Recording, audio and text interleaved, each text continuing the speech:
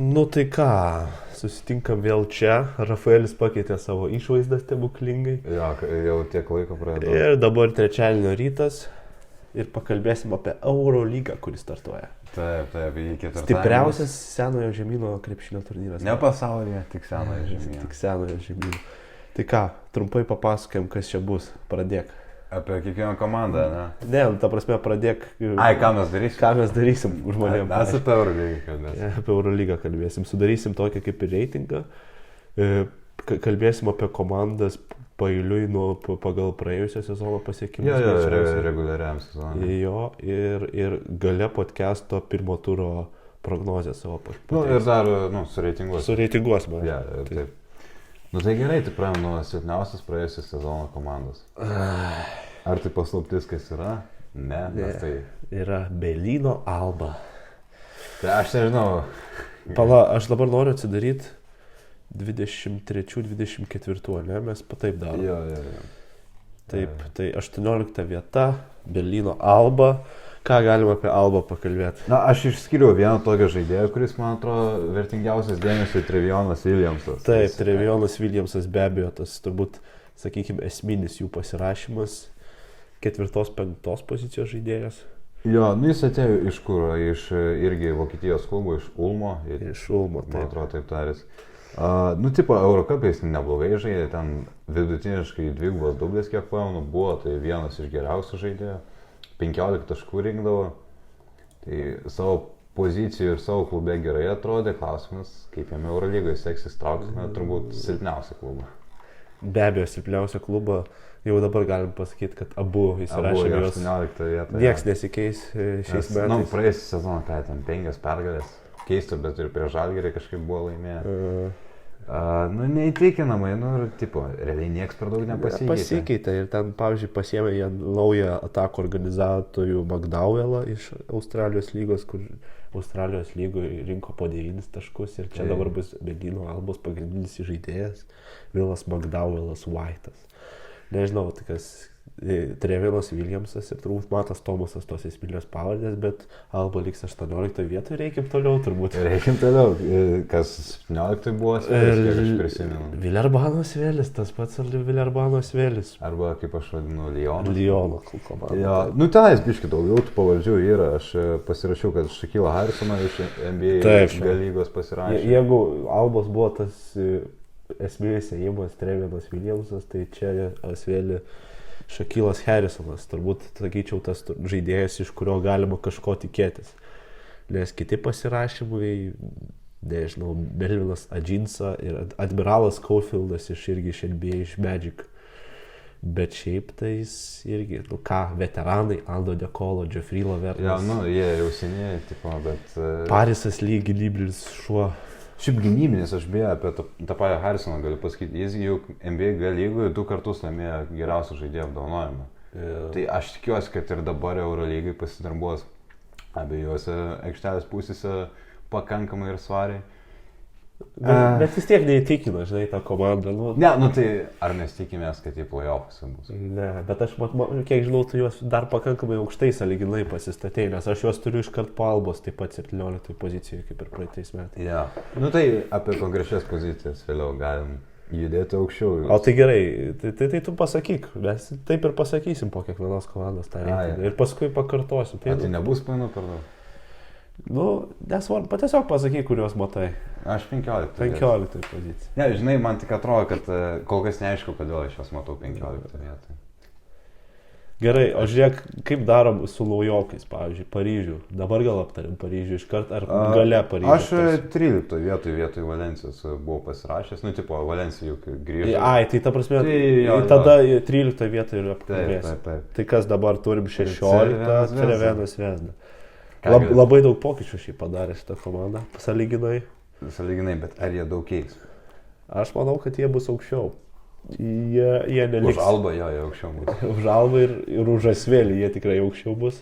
Ja. Nežinau, kaip pas tave. Šiaip, man patiko, jie pasirašė tą bulgarą, kaip čia, naturalizuotą bulgarą. Cody Millerį McIntyre. Šitą sunku vardą. Iš Baskonį, jis juk tenais Daugiausiai rezultatyvių perdavimų. Jo, ir šiaip ir taškų pelnydavo. Aš pamenu, jis kažkaip... Jisai buvo padaręs trigubą daugiau. Apie šį ir kalbu, taip. Man atrodo, vienintelis praėjusias sezonas tokia statistika. Taip, nebejotinai. Ir gynyba šiaip darbavosi vis tiek virš 4 atkovotų kamuolių.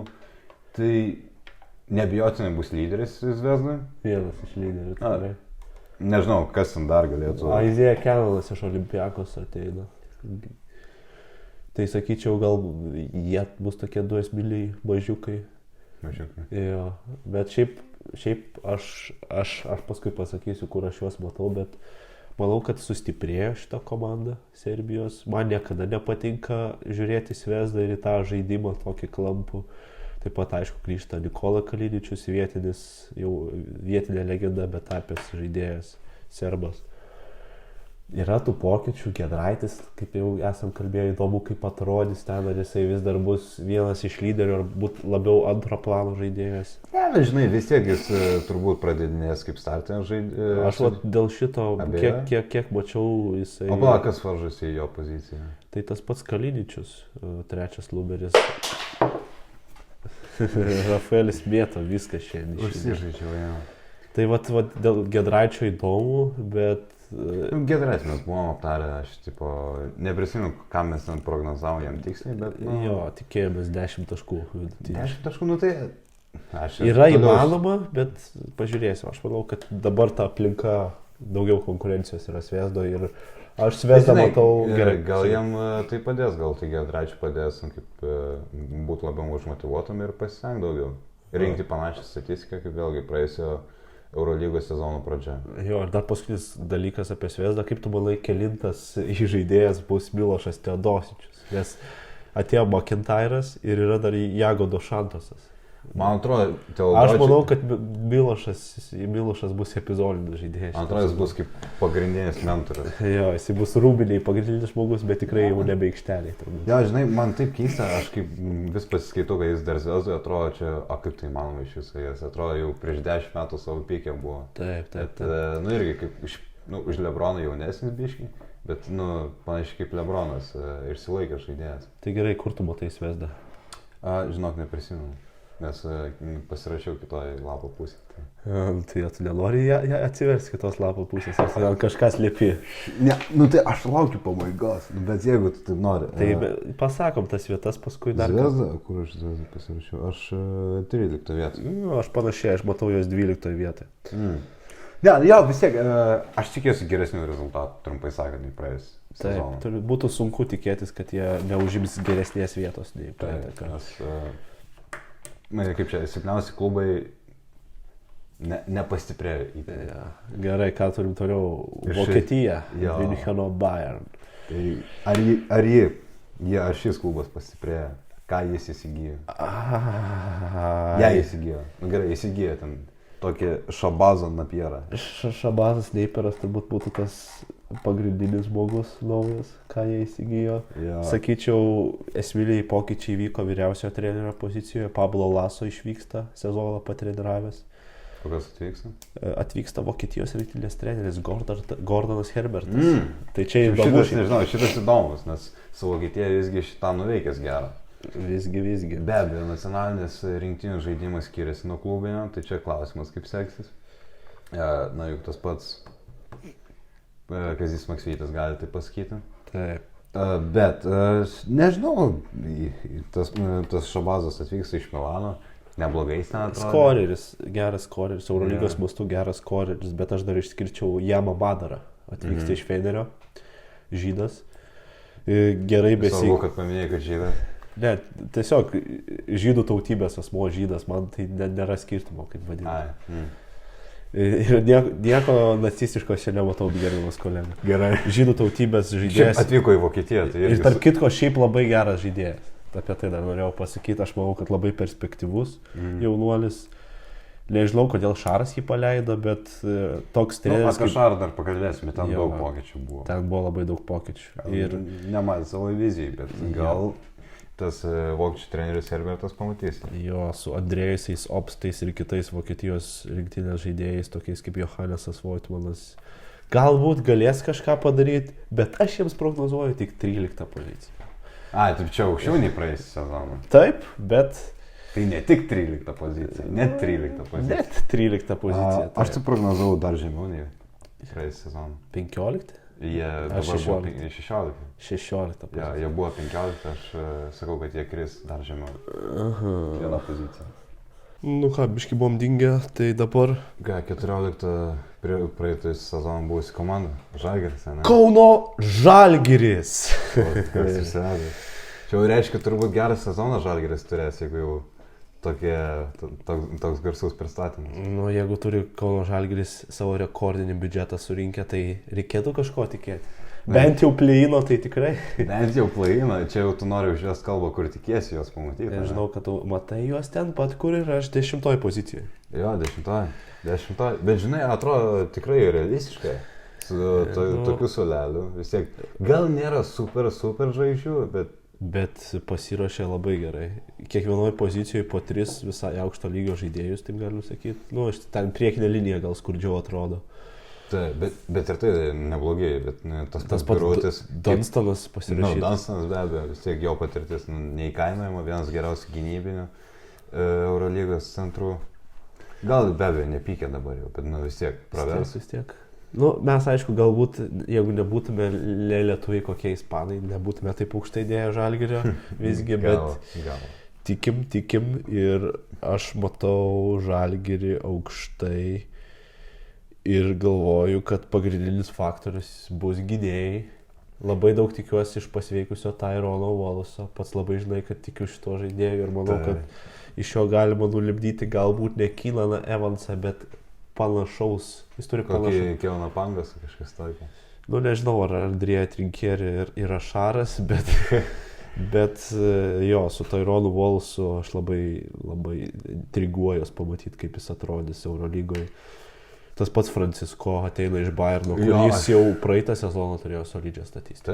Taip, aš nežinau, kiek jis ten rinko, kiek atlikinės įstų, bet aš tikiu, kad įsivažiuos ir geriau bus nei kad Eurolygoje, LKL kol kas pirmus 2 mačus.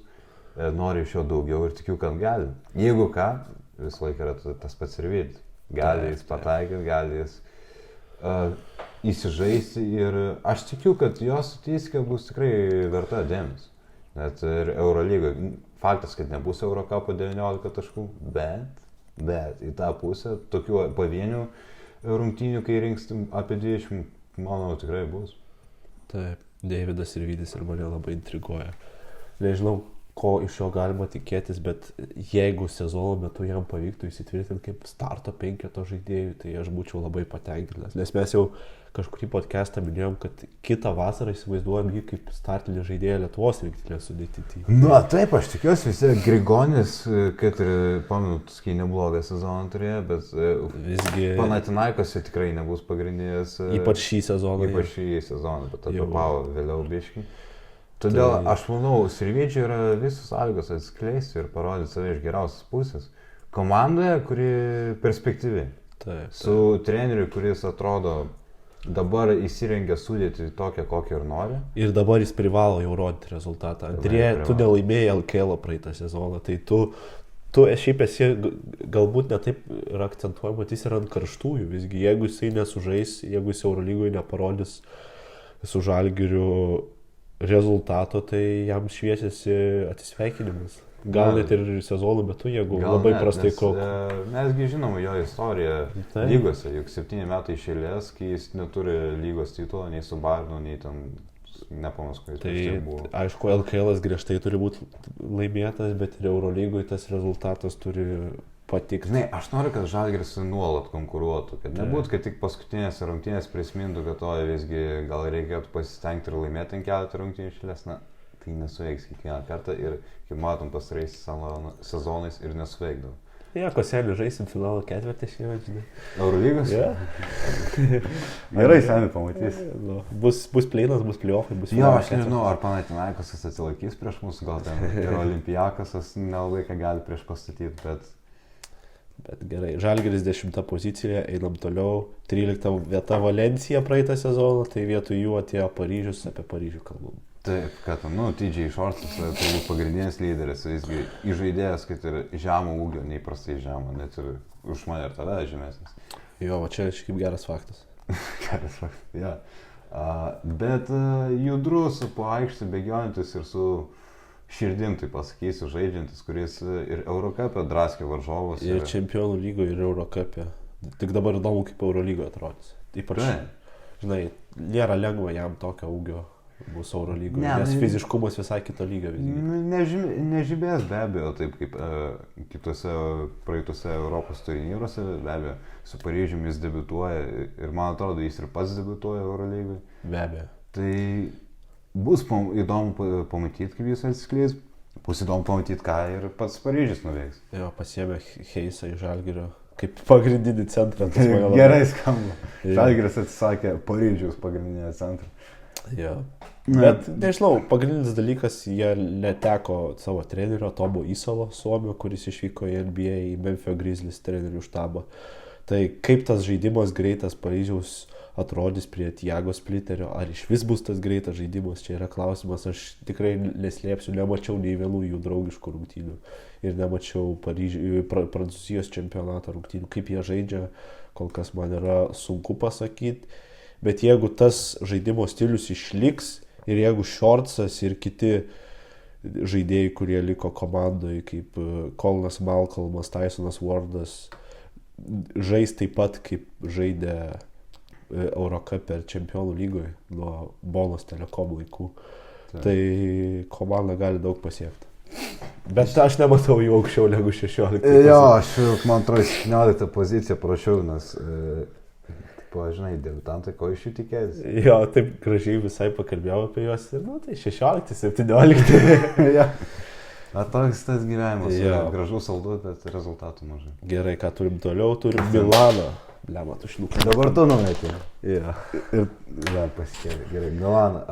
Va čia, žinau, skiriasi mūsų spėjimai. Jo. Aš nežinau, ko tu tikėsi iš principo, iš Milano, bet... Nieko, sunku tikėtis kažką iš Ettore Messinos. Man šitas treneris, jo pikas kaip trenerių jau senai praėjo, jisai treniruoti Eurolygos komandos nebegali, bet talento jie turi, priekiniai linijoje jie turi to talento, tas pats Mirotičius lieka, atvyksta Džošas Nybau iš...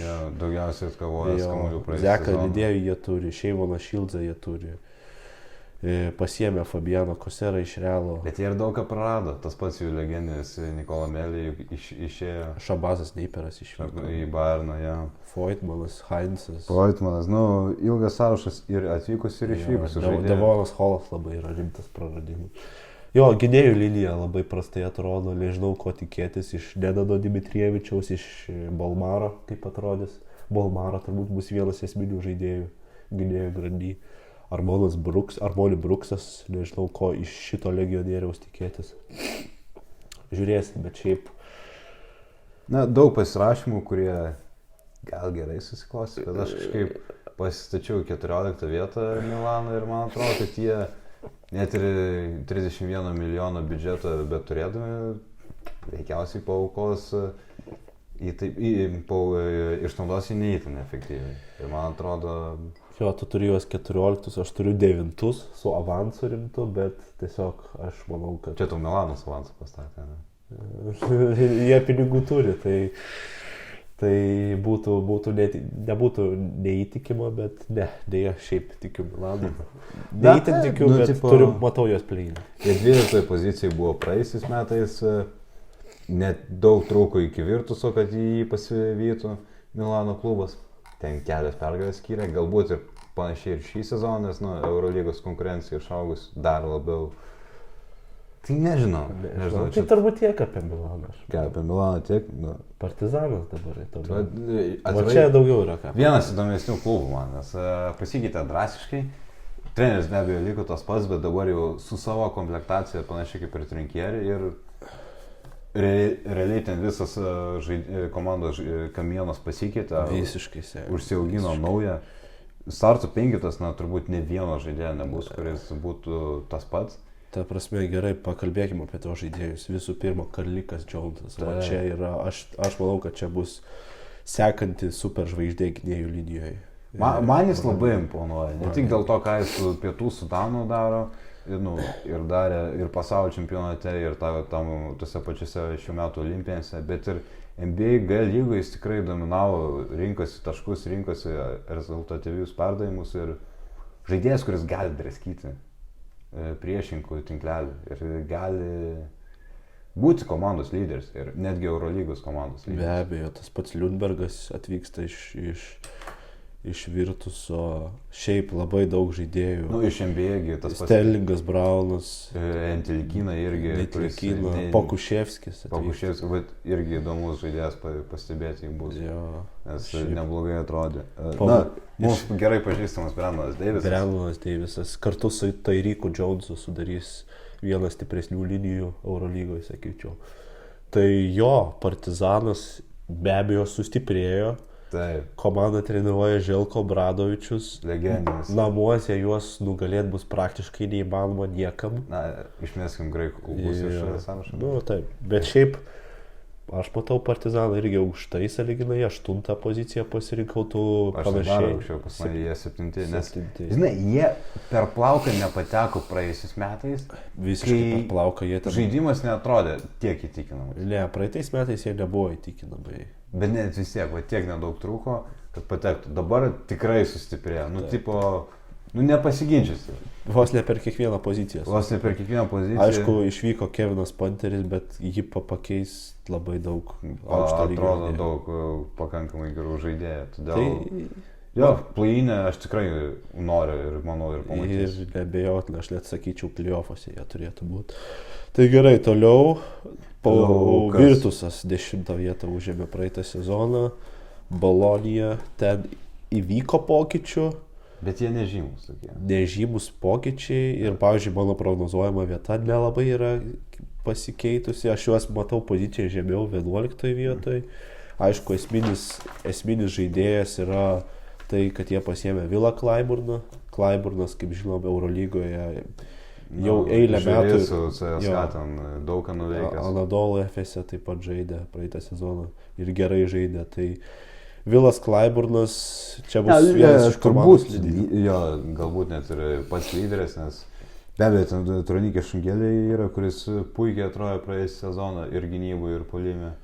Tas pats Kordinie, matėm, kaip žaidė su prancūzais. Taip, Kordinie, jo, ir šiaip Virtuse gerai atrodė praeitą sezoną. Aš šiaip tikiuosi iš jo Čiago tokio žingsnį į priekį. Jo.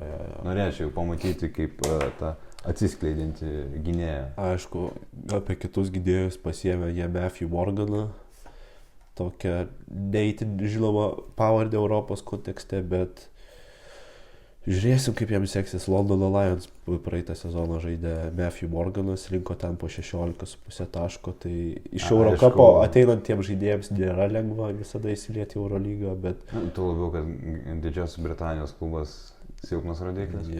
Nekrepšė. Aišku, Latvis pas juos atvyko, Andrėjus Gražulis. Koks vardas? Šiaip mums kaip lietuviams pažįstamas, gal ne visų mėgstamas. Ne visų mėgstamas. Apie politiką kitą kartą pašnekėsim, bet nežinau, tų pokyčių įvyko, bet lygis komandos plius minus yra panašus. Vis tiek pagrindiniai žaidėjai, sakyčiau, išliko tie patys. Taip. Tik tai, žinai, gal Klaiburnas. Jie gal nei sustiprėjo, nei susilpnėjo, bet kadangi Eurolyga pati sustiprėjo, tai aš juos matau poziciją žemiau 11 poziciją. Jo. Ant pleino ribos kažkaip. Panašiai. Kelintoj tu juos matai? Aš 11. Taip, kaip ir aš, taip.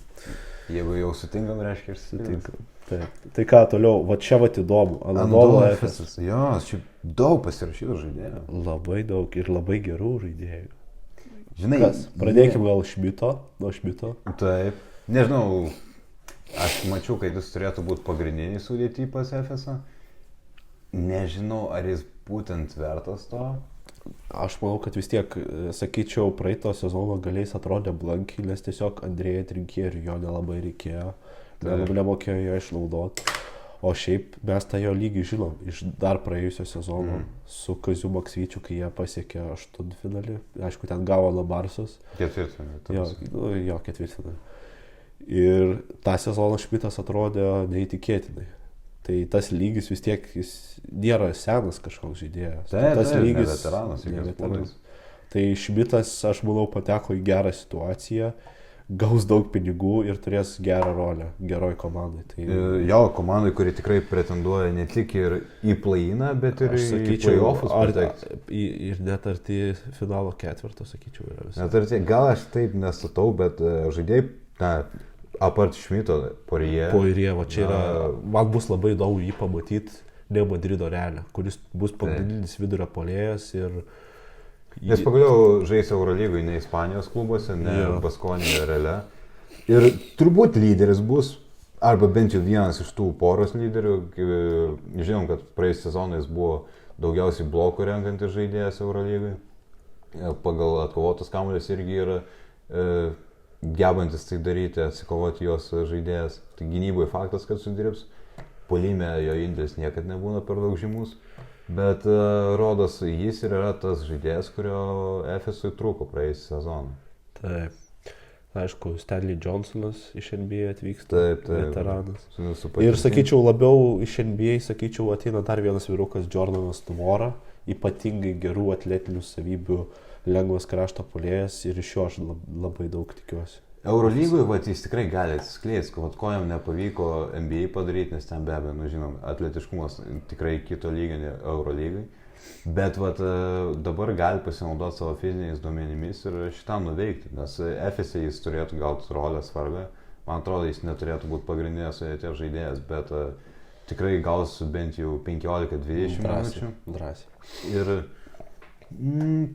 iš Nigerijos kilęs žaidėjas, aš manau, atsiskleis iš geros pusės. Jo, bet Efese viskas priklausys nuo Šeino Larkino ir Dariaus Thompsono. Šitų dviejų gynėjų, kaip ir praeitą sezoną, jeigu jie sužais, tai Efesas gali toli eiti. Aš juos matau 6 pozicijoje reguliariai. Pas mane jie net išvengs play-ino, mano nuomonė. Ne, tiesiogiai, pas mane kur, aš juos į 8 pasisačiau. Tai irgi neįtin daug skiriasi. Taip. Tai gerai, grįžtame ir ką, perėmėme prie 8 vietoj buvusios komandos praėjusią sezoną. Viktorijos Baskonija.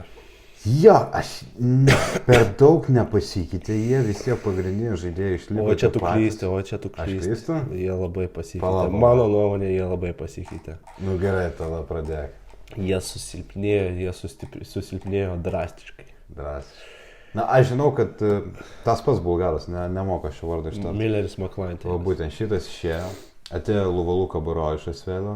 Tai čia neipatingas pakeitimas. Atvyko gynėjai, iš kuriuo aš nieko nesitikiu. Ne iš Kamaro Baldwino, ne iš Trento Foresto aš nieko nesitikiu.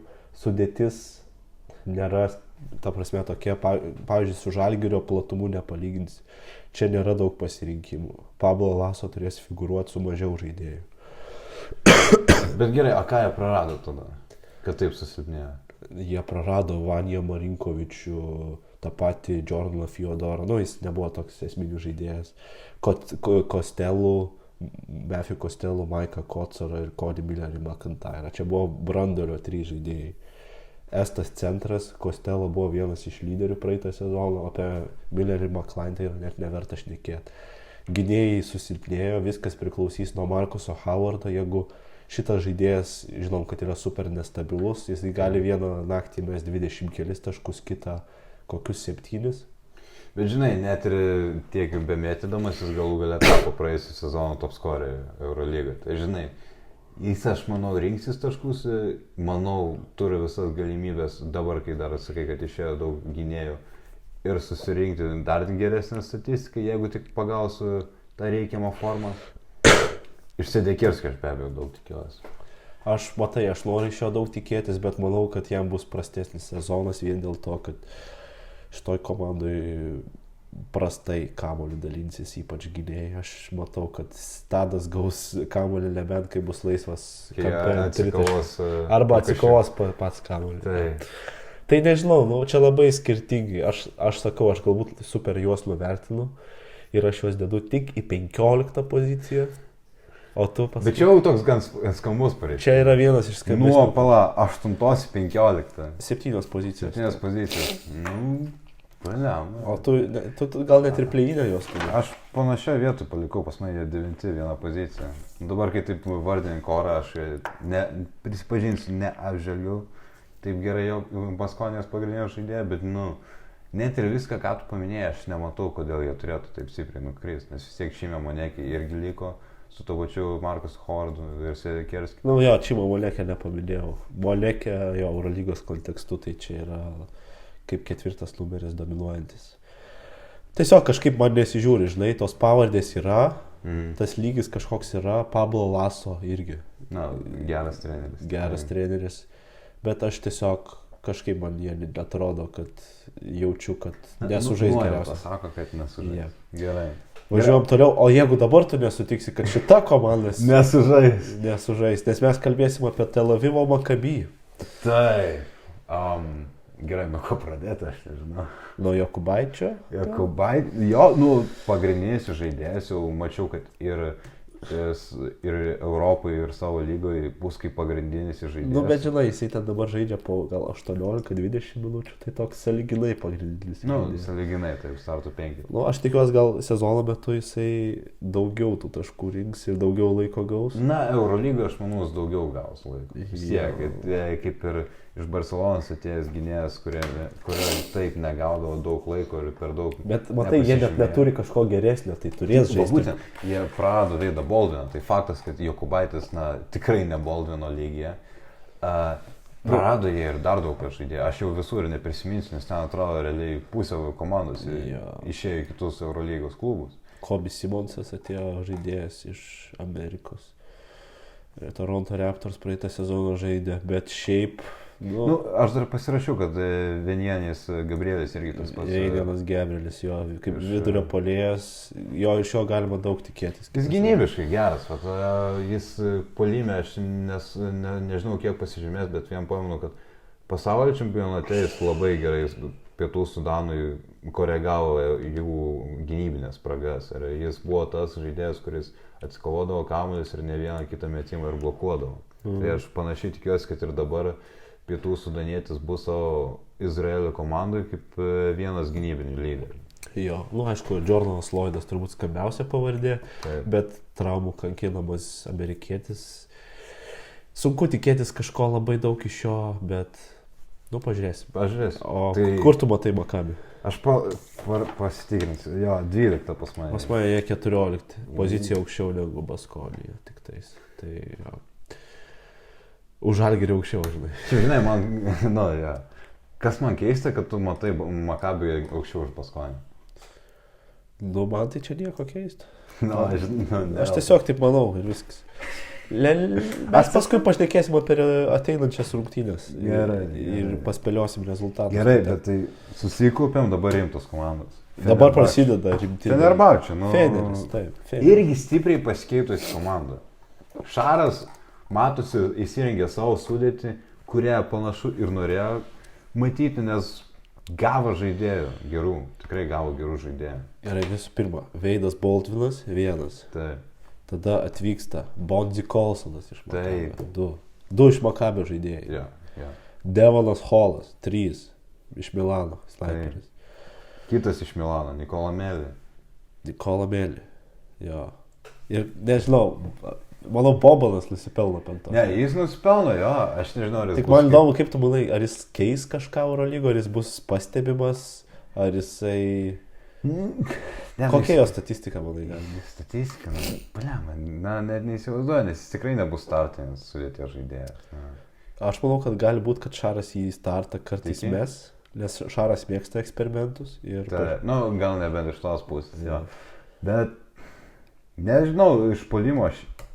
tikrai nieko nesitikiu, kokie 6 taškai. Ale? O tu aš manau, kad jis gali ir 10 taškų rinkti per rungtynę. Nu, čia vėl. Bet irgi labai sunku. Ką Šaras jame mato. Eurolygos kontekste. Žinai, man labiau atrodo, kad čia toks pirkinys, kad panašiai kaip Olimpijakosas ir Panathinaikosas reikėjo tą NBA žaidėją pasiimti. Aš tai kaip tik manau, kad čia toks visiškai kitokio tipo centras. Jisai daug nežais pa Šarą, nes Šaras šiaip nemėgsta tokių centrų, kurie negali keistis ginamaisiais gynyboje. Tai čia bus toks eksperimentinė žiūrkė, gal kartais jisai pakeis kažką savo ūgiu, atkovotais kamuoliais. Primink, o kas pas Fenerbahčio pagrindinis centras? Nu, vat matai, čia labai sunku pasakyti, jie turi Sertaną Šudly turką, kuris gali būti pagrindinis centras, Nikola Meli gali žaisti centru, bet jisai nebus turbūt tas kaip pagrindinis centras. Į ketvirtą poziciją. Ir jie turi Kemą Birčą kanadietį irgi. Bet kuris pastaraisiais sezonais jau nebėra tas Kemas Birčas, kuris buvo NBA. Tai tokio pagrindinio jie kaip ir neturi vidurio puolėjo. Na, visgi Šaras labiau gynėjo eina. Yeah. Nėra, kad tiek propaguoja. Ir o čia labai įdomu, kaip tu manai, du charakteriai. Šaras ir Veidas Baldvinas. Kaip jie sutars, kaip jie sueis ir ar tai yra geras duetas. Nes Baldvinas nebejotinai bus pagrindinis žmogus ten. Taip, jis turėtų pagal idėją rinkti statistiką. Žinai, aš iš pradžių galvojau gan skeptiškai ir nesitikėjau, kad Baldvinas gali įsilieti į Šaro komandą. Bet aš kol kas dar ir negaliu to patvirtinti, bet kažkaip atrodo, kad visgi tai buvo žaidėjas, kuris prieš Šarą kaip tik atsiskleis. Ir aš manau, kad tai bus vienas kertinių dalykų ir aš matau Fenerį trečioje vietoje. Pas mane jie ketvirti, gal aš pakalbėsiu vėliau, kodėl konkrečiai, bet Madrido Realas, taip pasakysiu. Taip, nu tai gerai, einam toliau ir Pirėjo Olympiakosas 5 vietą užėmė reguliariajam sezonui. Na, dabar jie tikrai ne 5 bus. Bet žiūrėk, gal tada... Pasiliekam pabaigai, ne? Ne, pakalbam, nes jau visgi Fenerį irgi turėjom pasilikti vėliau, nes jie išėjo finalo 4 visgi. Taip. Bet pagal reguliarųjį sezoną žiūrim, tai Pirėjo Olympiakosas. Pakalbam dabar apie Pirėjo. Pakalbam, tai gerai. Beveik nieko nepraradęs klubas, kuris nerealiai daug žaidėjų pasirašė. Ir nerealiai įspūdingo lygio. Taip, ne viena. Šiaip realiai tik 5 naujokai, iš kurių 4 tik tais turėtų žaisti, nes Keenanas Evansas, pirmas žmogus, yra traumuotas ir greičiausiai nežais gal net ir visą sezoną. Beje, tų traumų gan daug. Tas pats Mustafa Folas, Nikola Milutinovas irgi traumuoti. Bet netgi sakyčiau, kad net ir šitų 2 centrų nėra, jie turi ką pasiūlyti. Jie turi, tame esmė, jo. Nes, Vezenkovas faktas, kad bus... Vezenkovas. Taip. Jis, nežinau, ar bus savo MVP formoje, bet aš daug tikiuosi iš jo. Manau, gali tikrai laisvai Eurolygos sezoną užbaigti, būdamas kaip Eurolygos simbolinėme 5. Aš drąsiai net ir prognozuočiau tai. Taip. Na, kalbant apie gynėjus. Dorsey atėjo, Evansas, jei žais, tai irgi atėjo. Evanas Fournier, apie šitą žmogų reikia pakalbėti daug. Jau esam kalbėję kažkaip. Bet žinai, ne vieno podcast'o žmogus atėjom. Man įdomu, kaip, žiūrėk, tipo NBA pastarosius metus jis buvo niekas. Taip. Prancūzijos rinktinėje mes jį žinom kaip visai stabilų taškus renkantį pagrindinį lyderį. Taip. Tai kaip jis atrodys čia, aš manau, kad gali būti pirmas mėnesis jam prie Barcoko schemų visai sudėtingas, nes Barcokas yra netipinis treneris. Ten tos jo rotacijos, kur žaidėjai žaidžia net karpom, o tiesiog keliniais. Ten tikrai žaidėjams, kurie nori daug žaisti su kamuoliu, žaisti daug minučių, nėra pats palankiausias klubas, bet jeigu Barcokui pavyks visus juos įtikinti ir sulipdyti vieną darinį, tai čia yra wow, kokia komanda. Ir aš neveltui juos ir turiu pirmoje vietoje Eurolygos reitingų. Jau tai šaunam, pas mane pozicija žemiau 2. Pagrindinė dėl traumų vis tiek. Jeigu tas suolelis būtų dar platesnis, aš... Bet žinok, tas suolelis yra platus. Gerai gynėjai. Tomasas Volkupas, Luka Vildoza, Nigelas Williamas Gosas, Nazas Mitrulongas nėra turbūt. Kaip ir irgi. Evanas Fournier, Džanulis Larenzakis, Tyleris Dorsey. Išvardinau 7 gynėjus, kurie nėra traumuoti šiuo metu. Tada SAF linija gali žaisti Fournier ten taip pat. Yra Šakas Makisikas, Kostas Pamatikalau, irgi visai solidžiai. Tada PF, Vezenkovas ir Alekas Petersas. Ar yra geresnė PF linija? Čia galima tikrai sunku pasiginčyti. Aš žinai, vieninteliai dėl centro aš biškį abejoju. Bet jo, nes ten tokių traumų maišų yra.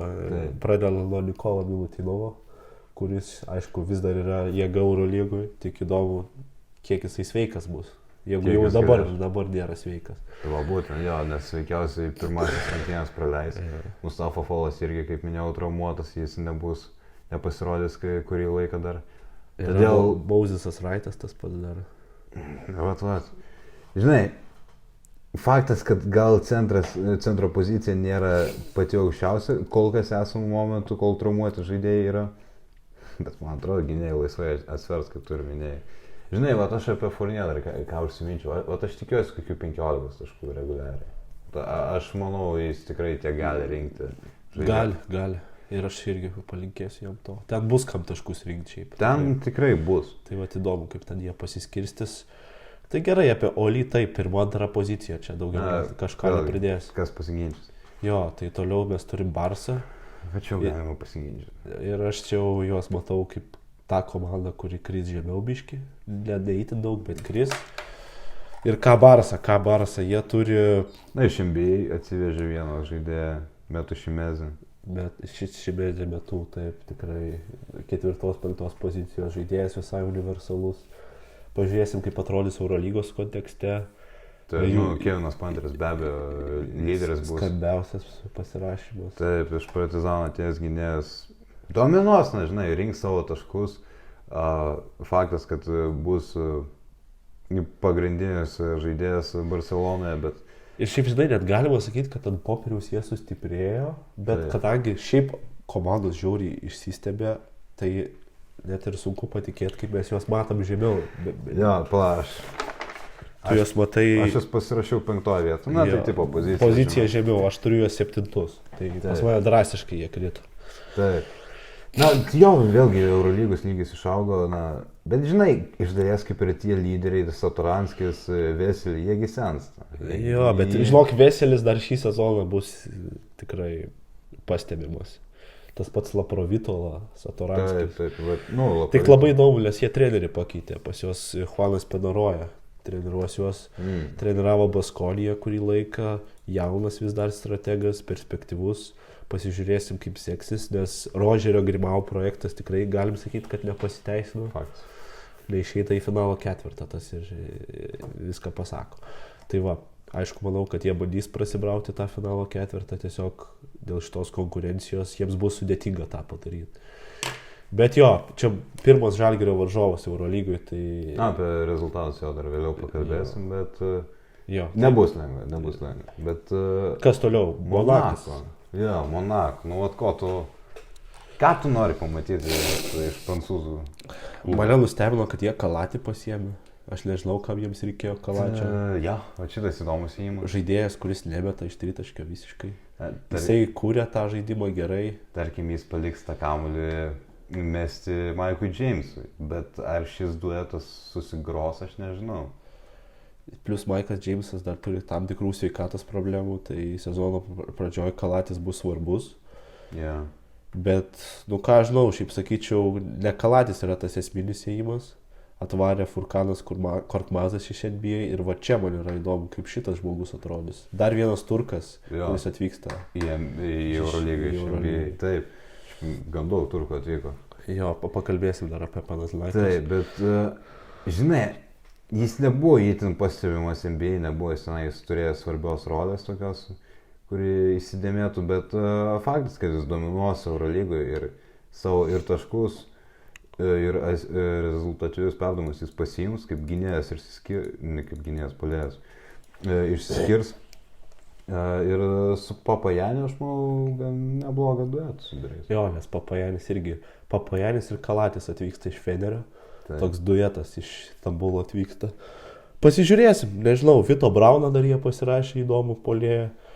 Šiaip negalima sakyti, kad jie susilpnėjo. Tikrai nesakyčiau, gal net ir sustiprėjo, tik aš juos matau biški irgi žemiau. Pas mane jau irgi. Pas mane jie yra 5. Pas mane 6.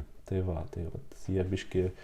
Faktas, kad išlaikys playoffų komandą. Jo, išlaikys playoffų lygį, tiesiog konkurencija iškilo. Žinai, vėlgi, pakalbėjau apie Maiką Džeimsą, aš kažkaip irgi galvoju, kad amžius daro savo ir kiek jis jau sezonų tų gerų turėjęs, bet ir paskutinis sezonas jis jau biški blogesnis buvo. Jis nebuvo tas Maikas Džeimsas.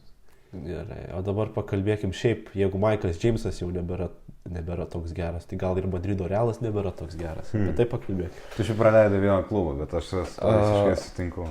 Ką aš praleidau? Tokį Panathinaikos. Matai, aš norėjau čempionus pasilikti pabaigai. Tai gal apie Realą. Gerai.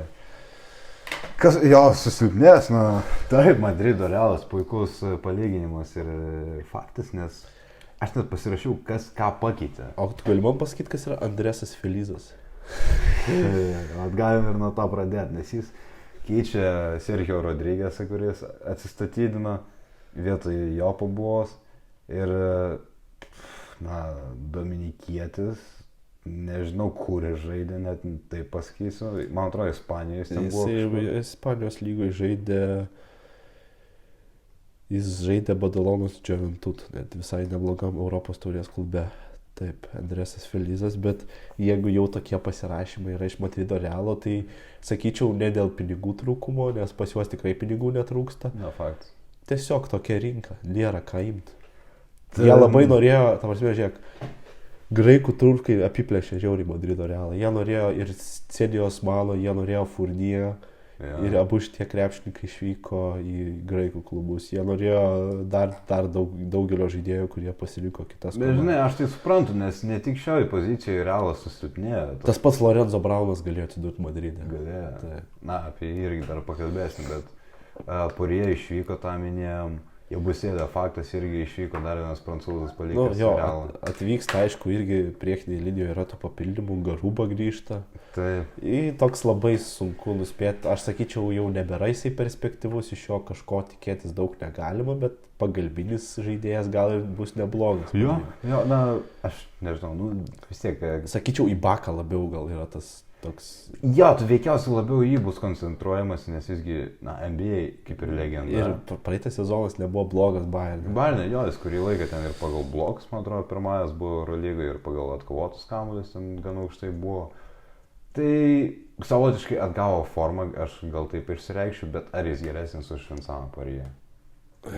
Ne, tikrai ne. Manau, kad ne. Tai susilpnėjimas yra aiškus, bet visgi, kaip pagalvoju, yra Facundo Campazzo, yra Valteris Tavarešas, yra Džanas Musa, yra Mario Hezoja. Lyderiai kaip ir liko. Apart ten Jebusėlės. Ir Poirier be abejo. Ir Dekas tas pats liko. Tas pagrindas egzistuoja. Viskas gerai, jie yra stiprus, tiesiog man trūksta daugiau žaidėjų. Nes Madridą mes esame įpratę, kur jie turi 15 lygiaverčių žaidėjų. Daugiau kartais. Jie dabar to neturi. Bet aš juos vis tiek matau 4 vietoje. Pas mane jie 3, gal aš tiesiog dėl to ir matau, nes... Tu palap Fenerį turi 4. Aš dėl to. Pas mus skiriasi irgi. Pas mane Feneris 3. Man tiesiog atrodo, kad jie biški pasitems po praėjusio sezono pralaimėjo Panathinaikosui. Ir jie bus suskaupę tiesiog, galimybės neleis jums aukščiau būti nei 3. Jo, tai tiek turbūt. Pas mane, kad Atenų Panathinaikos. Wow. Erginai Atamanai, sveikinu tave. Susirinkai viską, ką galėjai. Nežinau, tiesiog wow, užsikamšiai sudėti visur. Gali 2 komandas net daryti, galvoju. Ir abidvi gan aukštai patektų. Ir pasiėmė 2 turgus. Treneris turgas pasiėmė 2 turgus. Ar tai nekeista? Gal ir keista, gal ir nekeista, bet, žinai. Šiaip, nebuvo tokių, žinai, jie išlaikė visą sudėtį. Atsisveikino su Vildos ir Balcerovskiu, bet atvyksta tiesiog tokie 3 žaidėjai kaip Lorenzo Braunas, Cedijos Manas ir Omeras Jurcevinas. Tai čia galvoji, kad... Visi žaidėjai, kurie kiekvienoje Eurolygos komandoje galėtų įstartinę sudėtį. Drąsiai, tai be abejonės. Faktas, kad jie keis, faktas, kad Panathinaikos dabar mažai turi komandų varžovų, kurios galėtų jiems prilygti.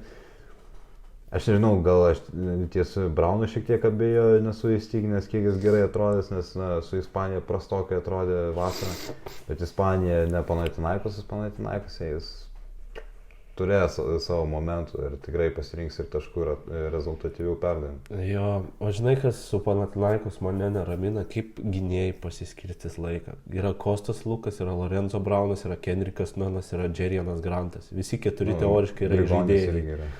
Grigonis pas juos daugiau 3 žaidžia numerių, bet irgi Grigonis ten irgi. Tai aš nežinau, jie neturi tokio tikro antro numerio, tai galbūt tiesiog Lukas žais 2, Nanas gali žaisti 2, tas pats Grantas gali žaisti 2 numerių.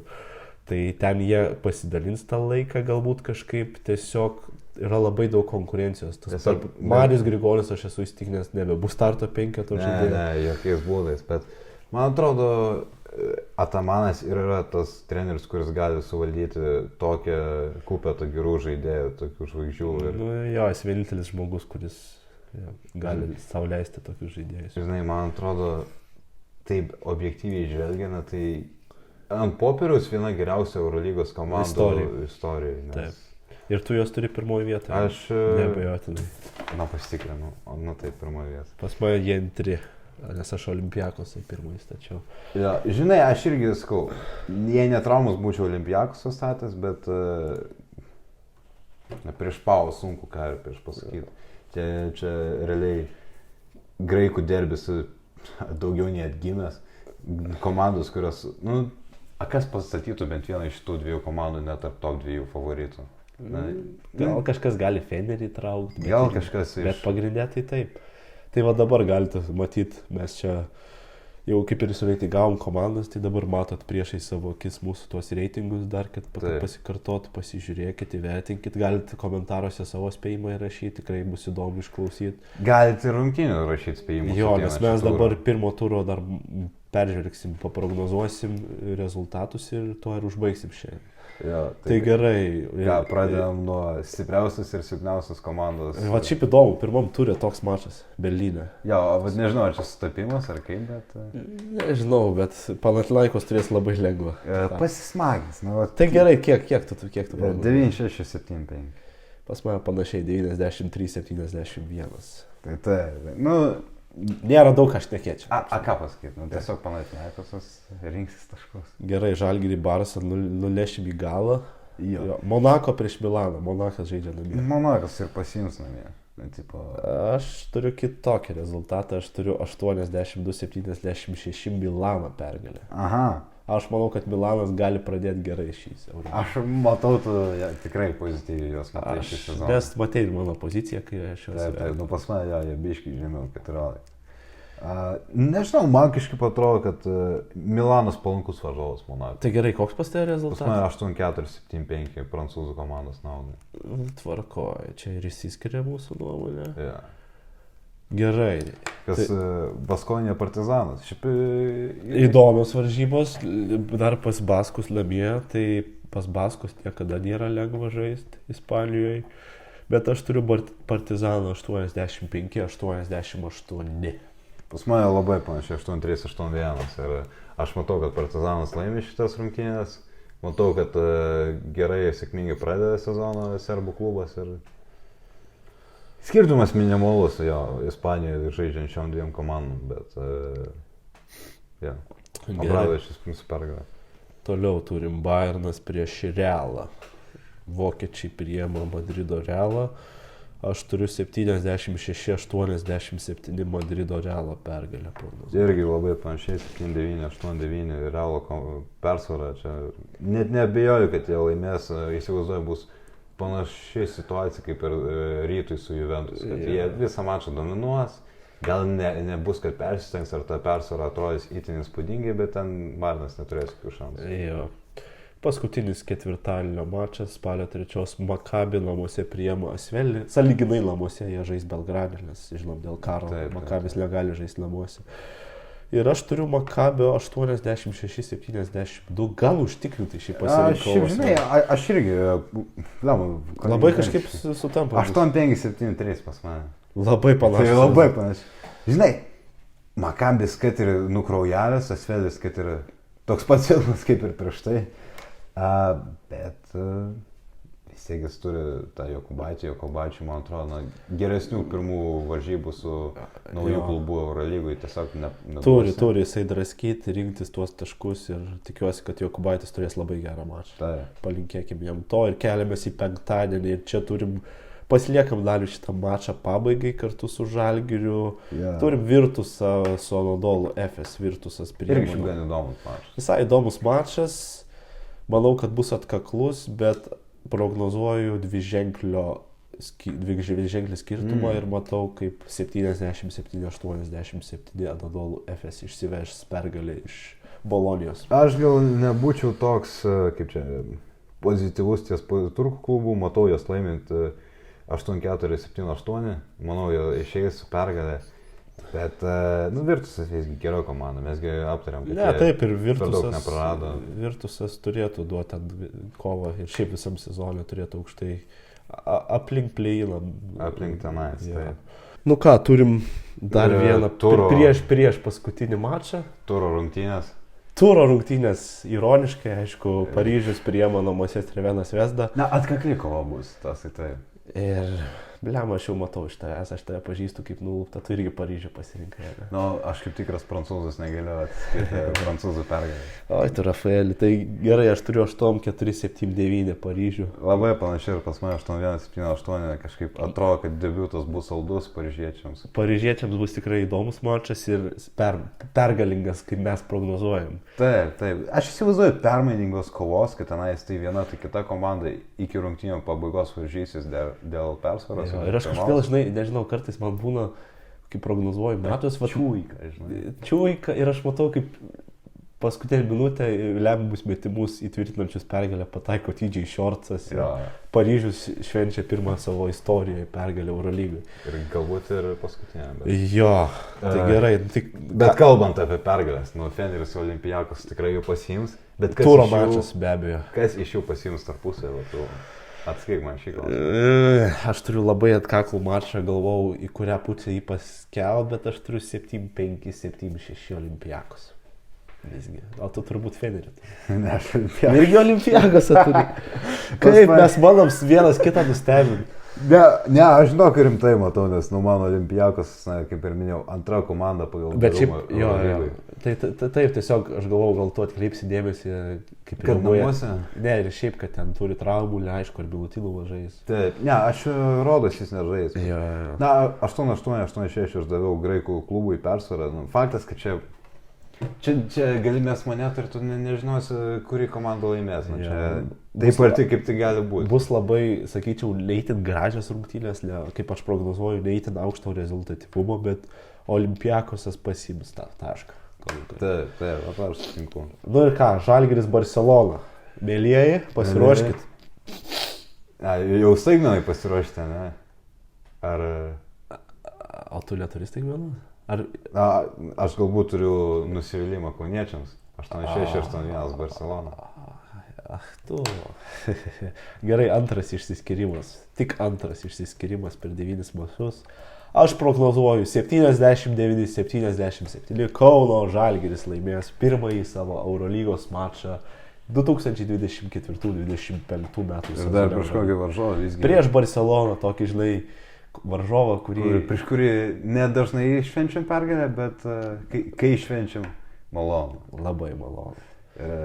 Už Šarą reikia atkeršyti, žinai. Jau aš jau praėjo daugiau negu metų. Da, žinai, aš nežinau, ko tiksliai laukti iš tų rungtynių, nes Žalgiris sustiprėjo, mes apie tai kalbėjom. Praeitam podcast'e jau biškai užsiminė. Tai Barcelona niekad nėra palankus jiems varžovas, kad ir namuose žais. Aš prisimenu, tu sakai, kad na, jeigu artima kova, kad Žalgiris gali pasiimti, bet man kažkaip atrodo, kad ir tik 5 taškais duodu persvarą Barcelonai. Ne, bus aišku įdomios rungtynės. Tipo, Kaune sunku visiems laimėti. Taip, nu, beveik visiems. Bet Barcelona jo gal ir sustiprėjo, gal ten keletą ir naujų žaidėjų pasirašė. Bet mes apie tai kalbėjom, Rafaeli. Viskas, mes suprognozavom tuos mačus. Ką tu dar nori čia pasakyti, žiūrovai? Tiesiog nuleis galvą, kad prognozuoji Žalgirio pralaimėjimą, nežiūrėk į kamerą ir viskas. Tai tuo šiandien ir baigsim. Suprognozavom, pakalbėjom apie visus klubus, labai buvo smagu. Eurolygai paskiriam šį podcastą. Jo, tai like, subscribe, comment, share visiems draugeliams, kurie tokie patys. Ne tik YouTube, bet ir TikTok, Instagram. Viską jau pradėjom keiktis šitam podcast'e. Čia yra lygiai. Jau viskas. Instagram'e, TikTok'e, YouTube, šitos 3 platformos. Va čia va, Instagramas, TikTokas, YouTube. Linkai tenais apačioje. Ir linkai bus apačioje. Tai gerai, čiau, iki.